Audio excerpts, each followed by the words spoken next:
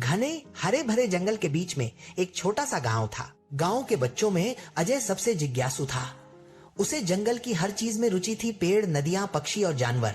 एक दिन अजय जंगल में घुसा और अचानक उसने देखा कि एक विशाल चमकती झील उसके सामने थी। झील का पानी नीला नहीं बल्कि सुनहरी रोशनी में चमक रहा था।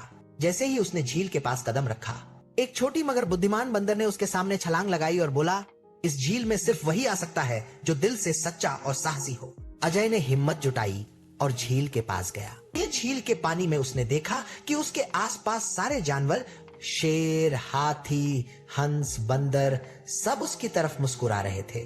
तभी अचानक पानी में एक रहस्यमयी द्वार खुला। वह द्वार उसे जंगल के भीतर छुपी हुई जादुई दुनिया में ले गया।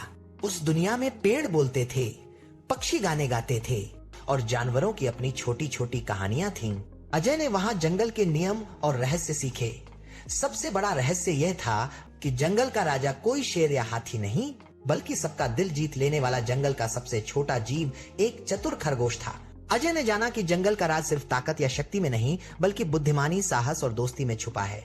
अजय ने जब जंगल का राज जाना तो उसने सोचा कि इसे सिर्फ अपने लिए नहीं रखना चाहिए। वह जंगल के जानवरों के साथ मिलकर गांव के बच्चों के लिए एक जादुई यात्रा की तैयारी करने लगा। अगले दिन अजय अपने कुछ दोस्तों के साथ जंगल गया।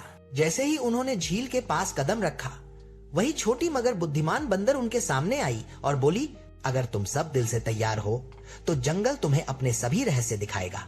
झील के पानी में कदम रखते ही सबने देखा कि उनके चारों तरफ रंग बिरंगी रोशनी और उड़ते हुए जानवर हैं। पेड़ अपने फल खुद बच्चों को पकड़ा रहे थे, पक्षी नाचते हुए गा रहे थे और छोटे छोटे खरगोश जादुई खेल खेल रहे थे।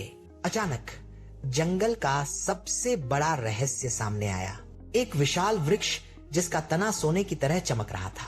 उस वृक्ष के अंदर एक छोटा द्वार था जो सिर्फ सचमुच के साहसी और दयालु बच्चों के लिए खुलता था।